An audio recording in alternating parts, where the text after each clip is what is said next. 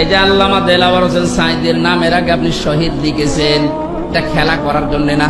কারণ অনেকেই বলছে উনি মারা গেছে। কে বলেছে মারা গেছে? ওনাকে মেরে ফেলা হয়েছে। উনি আমার পাশের ছেলে ছিল, উনি 1 নম্বরে, আমি 4 নম্বরে।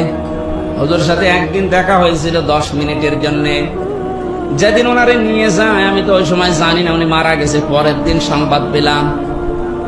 পাশাপাশি জেলে, কিন্তু সংবাদের কোনো মাধ্যম নেই, কেউ বলেও না যে উনি মারা গেছে। পরের দিন পেপার আসলো, দেখলাম উনি মারা গেছে।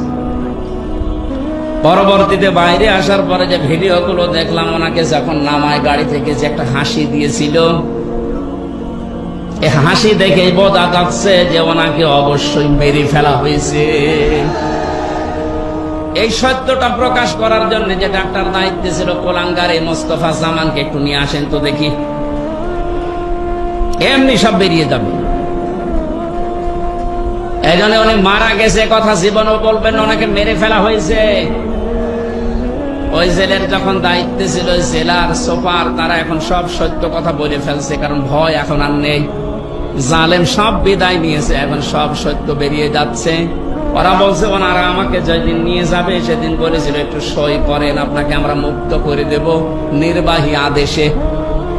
এ কথা শোনার পর একটা হাসি দিয়েছিল যে না জানি এতদিন পরে আমার পরিবারের তো লোক, আমার অনুসারী যারা, আমার কলিগ যারা, আমার সাথে যারা ইসলামী আন্দোলন করে, অন্তত তাদের সাথে আমার দেখা হবে, এই জন্য তিনি হাসি দিয়েছিলেন।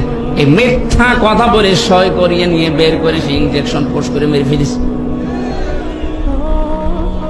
নবীজি জানিয়েছেন কেউ যদি পাহাড় থেকে পড়ে মরে যায় ও শহীদ, কেউ যদি পানিতে ডুবে মরে যায় ও শহীদ, কেউ যদি আগুনে পুড়ে মারা যায় ও শহীদ। বানালাম, শোনেননি কোনোদিন? আগুনে পুড়ে মরে গেলে যদি শহীদ হয়, অ্যাক্সিডেন্টে মারা গেলে যদি শহীদ হয়, তাকে একেবারে সরাসরি আপনি মেরে ফেললেন, সব বের হবে ইনশাল্লাহ। এই জন্য শহীদ এই শব্দটা যার তার নামের আগে লাগাবেনও না। কোন জালেমের আগে এই শব্দ লাগানো জায়েজ নেই, কারণ শহীদ এটা আমার আল্লাহর বন্ধু। কিয়ামতের দিন যে 4 প্রকার মানুষের সাথে থাকার জন্য আহ্বান জানানো হয় আল্লাহর কাছে, তার ভেতরে শহীদ 3 নম্বরে। আমাইয়াতিল্লাহ ওয়ার রাসূল ফাউলাইকা মা'আল্লাযীনা আন'আমাল্লাহু আলাইহিম মিনান নাবিয়্যিনা ওয়াস-সিদ্দীকিনা ওয়াশ-শুহাদা'i ওয়াস-সালিহিন। আল্লাহ রাব্বুল আলামিনের জন্য সকল মানুষের মুখের উপরে নোটিশ দিয়েছেন, এই কথা কখনো বলবি না যে সাঈদী মারা গেছে, না সে শহীদ হয়েছে। আবু সাঈদ মারা গেছে কথা কখনো বলবে না, কারণ সে জালেমের জুলুমের সামনে জীবন দিয়েছে। এতটুকু আল্লাহ শেষ করেননি। মানুষ যেহেতু মুখ দিয়ে বলতে পারে, এই জন্য মুখের উপরে নোটিশ দেওয়ার পরে আল্লাহ অন্তরের উপরে নোটিশ দিয়েছে। কারণ মানুষ ধারণা করে কি দিয়ে, কথা বলেন না কেন? ألا تحسبن الذين قتلوا في سبيل الله أمواتا بل أحياء عند ربهم يرزقون। এটা সূরা আলে ইমরানের 159 নম্বর 69 নম্বর আয়াতে আছে। 4 নম্বর পারার 11 নম্বর পৃষ্ঠার 7-8 নম্বর লাইনে আছে। তাফসীরে ফি জিলালিল কোরআনে পাবেন। আল্লাহ পাক বলেন ধারণাও করবি না, যারা আমি আল্লাহর জন্য জীবন দিয়েছে এই ধারণা করবি না যে ও মারা গেছে। মুখ দিয়ে বলা নিষেধ, ধারণা করাও। এক কথা বলেন না কেন?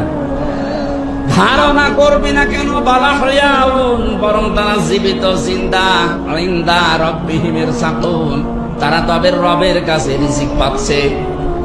ও যশোরবাসী, মানুষ ঘুমিয়ে থাকলে খাওয়া লাগে, বলেন না কেন?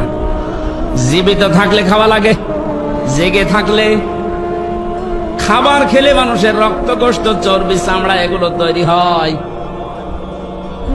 সুতরাং বাস্তবতা এইটাই যে ওনারা জীবন দিয়ে শহীদ হয়েছে, এজন্য মারা যায়নি।